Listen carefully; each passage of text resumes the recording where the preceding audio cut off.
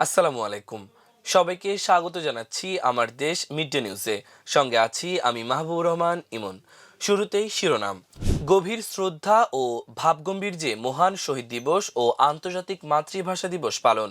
প্রথমবার তেজগাঁও কার্যালয়ে অফিস করেছেন প্রধানমন্ত্রী। চাঁদাবাজি নিয়ে সেতুমন্ত্রীর বক্তব্যের তীব্র নিন্দা জামায়াতের। এলডিসি উত্তরণ ৩ বছর পেছাতে বাংলাদেশের আবেদন। পাল্টা শুল্ক আরোপ অবৈধ ঘোষণা করে সুপ্রিম কোর্টের রায়ের পর অস্থায়ীভাবে ১০% বৈশ্বিক শুল্ক আরোপ করলেন ট্রাম্প।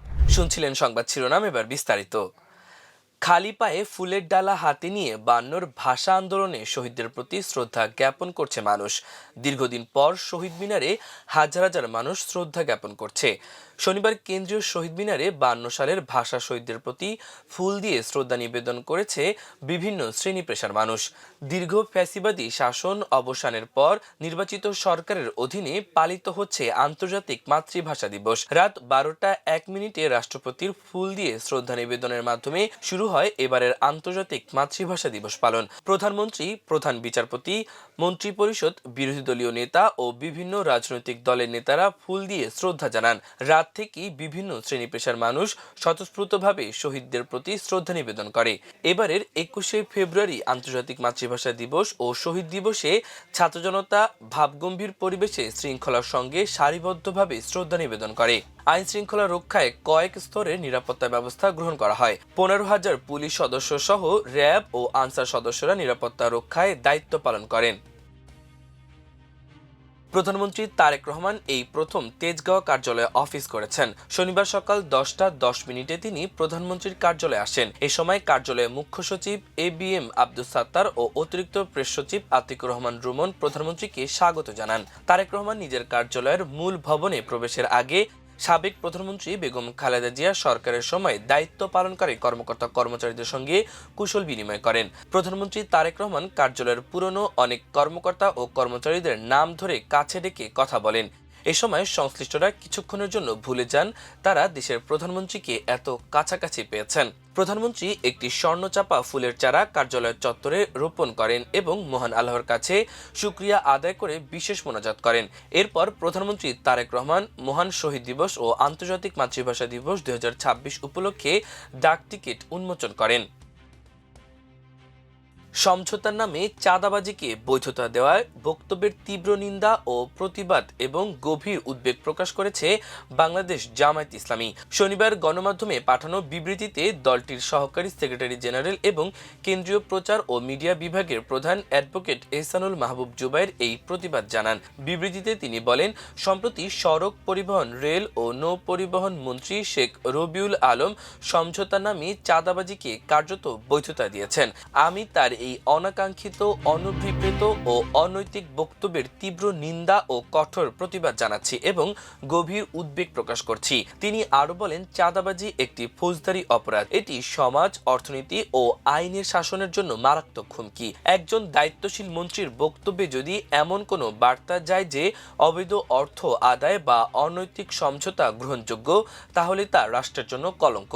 রাষ্ট্রের এমন বৈধতা দান অপরাধীকে চাঁদাবাজিদের মতো আরো অনেক অপরাধ করতে উৎসাহিত করবে। এতে রাষ্ট্রের আইন শৃঙ্খলা ব্যবস্থা ভেঙে পড়বে। জনগণ ন্যায় বিচার, স্বচ্ছতা ও জবাবদিহি থেকে বঞ্চিত হবে। আমরা মনে করি সরকারের দায়িত্ব হলো চাঁদাবাজি ও দুর্নীতির বিরুদ্ধে জিরো টলারেন্স নীতি গ্রহণ করা এবং সংশ্লিষ্টদের বিরুদ্ধে দৃশ্যমান ও কার্যকর ব্যবস্থা গ্রহণ করা। কোনো অবস্থাতেই অপরাধকে সমঝোতার নামে আড়াল করার কোনো সুযোগ নেই। মাননীয় মন্ত্রীর এই বক্তব্য রাষ্ট্রের নৈতিক অবস্থানকে প্রশ্নবিদ্ধ করছে। এর আগে গতকাল এক ফেসবুক পোস্টে সড়ক পরিবহন ও সেতুমন্ত্রীর মন্তব্য নিয়ে জামায়াত ইসলামীর আমির ডাক্তার শফিকুর রহমান প্রশ্ন তুলেছেন, তাহলে কি নবগঠিত সরকারের সড়ক ও সেতুমন্ত্রীর মাধ্যমে চাঁদাকে জাতীয়করণের ঘোষণা দেয়া হলো?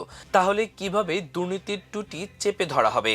রাষ্ট্রের দায়িত্বে থাকা একজন মন্ত্রীর মুখে এমন বক্তব্য দুর্নীতির বিরুদ্ধে ঘোষিত অবস্থানের সঙ্গে সাংঘর্ষিক কিনা তা নিয়ে প্রশ্ন তোলেন ডাক্তার শফিকুর রহমান। ফেসবুক পোস্টে তিনি লেখেন, ব্যাকরণ কিছুই বোঝা যাচ্ছে না, সূচনাতেই বাংলাদেশ কোন দিকে যাচ্ছে।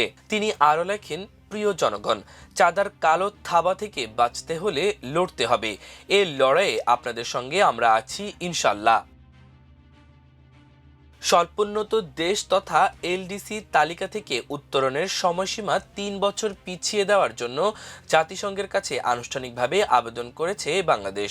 অর্থনৈতিক সম্পর্ক বিভাগ ইআরডির সচিব শাহরিয়ার কাদের সিদ্দিকী স্বাক্ষরিত চিঠি গত বুধবার জাতিসংঘের কমিটি ফর ডেভেলপমেন্ট পলিসি সিডিপির কাছে পাঠানো হয়েছে বলে ইআরডি সূত্রে জানা গেছে। এতে দেশি বিদেশি বিভিন্ন চ্যালেঞ্জের কথা উল্লেখ করে এলডিসি উত্তরণ প্রস্তুতির সময়কাল ২০২৯ সালের ২৪ নভেম্বর পর্যন্ত বাড়ানোর অনুরোধ জানানো হয়। আগের সিদ্ধান্ত অনুযায়ী বাংলাদেশের এলডিসি উত্তরণ হবে চলতি বছরের ২৪ নভেম্বর। চূড়ান্ত উত্তরণের আগে তৃতীয় পর্যালোচনা প্রক্রিয়াও চলমান। বাংলাদেশ এলডিসি গ্রাজুয়েশন স্থগিতের অনুরোধ করে দেওয়া চিঠিতে উল্লেখ করা হয়েছে, সরকার যে প্রিপারেটরি পিরিয়ড পেয়েছিল তা মূলত কোভিড মহামারী পরবর্তী ৫ বছরের চ্যালেঞ্জ মোকাবেলার জন্য ব্যবহারের কথা ছিল, কিন্তু এই সময় একাধিক বৈশ্বিক ধাক্কা অর্থনীতিকে প্রভাবিত করেছে। রাশিয়া ইউক্রেন যুদ্ধের কারণে জ্বালানি ও খাদ্যদ্রব্যের দাম বেড়েছে, বিশ্বব্যাপী কঠোর মুদ্রানীতি গ্রহণ করা হয়েছে এবং বৈশ্বিক মন্দার প্রভাব পড়েছে। পাশাপাশি শিপিং খাতে সরবরাহ বিঘ্ন এবং আন্তর্জাতিক বাণিজ্যে অনিশ্চয়তা পরিস্থিতিকে আরও জটিল করেছে। এছাড়া অভ্যন্তরীণ অর্থনীতিতেও বিনিয়োগ হ্রাস, রাজস্ব প্রবৃদ্ধির নিম্নগতি এবং জিডিপি প্রবৃদ্ধি কমে যাওয়ায় কাঠামোগত সংস্কারের গতি প্রত্যাশিত মাত্রায় পৌঁছায়নি বলে চিঠিতে উল্লেখ করা হয়েছে। ফলে এলডিসি উত্তরণ পরবর্তী বাস্তবতার সঙ্গে খাপ খাওয়াতে প্রয়োজনীয় অবকাঠামোগত ও নীতিগত সমন্বয় সম্পূর্ণভাবে কার্যকর করা সম্ভব হয়নি। সরকারের পক্ষ থেকে আরও বলা হয়েছে, বর্তমান বৈশ্বিক বাণিজ্য পরিস্থিতিতে উচ্চমাত্রার অনিশ্চয়তা বিরাজ করছে। বিশেষ করে ইউরোপীয় বাজারে জিএসপি প্লাস সুবিধা পাওয়া নিয়ে অনিশ্চয়তা এবং প্রধান বাণিজ্য অংশীদারদের নীতিগত পরিবর্তন বাংলাদেশের প্রতিযোগিতা সক্ষমতার উপর বাড়তি চাপ সৃষ্টি করতে পারে। এসব ঝুঁকি মোকাবেলায় অতিরিক্ত সময় প্রয়োজন বলে চিঠিতে উল্লেখ করা হয়েছে। এই প্রেক্ষাপটে বাংলাদেশ ৩ বছরের জন্য একটি ক্রাইসিস অ্যাসেসমেন্ট পরিচালনা এবং সম্ভাব্য সময় বৃদ্ধি চেয়ে আনুষ্ঠানিক আবেদন জানিয়েছে। এবার আন্তর্জাতিক প্রসঙ্গ। অস্থায়ীভাবে ১০% বৈশ্বিক শুল্ক আরোপ করলেন মার্কিন প্রেসিডেন্ট ডোনাল্ড ট্রাম্প। তার শুল্ক নীতি দেশটির সুপ্রিম কোর্ট অবৈধ ঘোষণার পর এ পদক্ষেপ নিলেন তিনি। স্থানীয় সময় শুক্রবার গভীর রাতে এ বিষয়ে একটি নির্বাহী আদেশে সই করেছেন ট্রাম্প। আগামী ১৫০ দিন বিশ্বের সব দেশের উপর এই শুল্ক কার্যকর থাকবে। ১৯৭৪ সালে যুক্তরাষ্ট্রে প্রণীত বাণিজ্য আইনের ১২২ ধারা অনুযায়ী এই শুল্ক আরোপ করা হয়েছে। সেই সঙ্গে যুক্তরাষ্ট্রের অন্য কোনো আইন কিংবা আইনের ধারার বলে আগের শুল্ক ব্যবস্থায় ফিরিয়ে আনা যায় কিনা সেই বিষয়ে অনুসন্ধান করতে নিজের নেতৃত্বাধীন প্রশাসনের কর্মকর্তাদের নির্দেশনাও দিয়েছেন যুক্তরাষ্ট্রের প্রেসিডেন্ট। নিজের মালিকানাধীন সামাজিক যোগাযোগ মাধ্যম ট্রুথ সোশ্যালে পোস্ট করা এক বার্তায় প্রেসিডেন্ট এ প্রসঙ্গে বলেছেন, আমাদের বিকল্প আছে, চমৎকার সব বিকল্প আছে। এসব বিকল্প ব্যবহার করা হলে আরো বেশি অর্থ আসবে, আমরা আরো বেশি অর্থ আদায় করতে পারবো এবং আরো শক্তিশালী হব। এর আগে গতকাল এক রায়ে যুক্তরাষ্ট্রের সুপ্রিম কোর্ট বলেছেন, প্রেসিডেন্ট ডোনাল্ড ট্রাম্প যে একের পর এক দেশের উপর শুল্ক আরোপ করে চলছেন তা তার এখতিয়ার বহির্ভূত। ২০২৫ সালের ২০ জানুয়ারি ক্ষমতায় আরোহণের পর থেকে এতদিন কূটনৈতিক ও দ্বিপক্ষীয় বাণিজ্যের ক্ষেত্রে শুল্ককে হাতিয়ার হিসেবে ব্যবহার করে আসছিলেন ট্রাম্প। সুপ্রিম কোর্টের রায় কার্যত তা আটকে গেল। ফলে স্বাভাবিকভাবেই এই রায়ে ক্ষুব্ধ হন ট্রাম্প।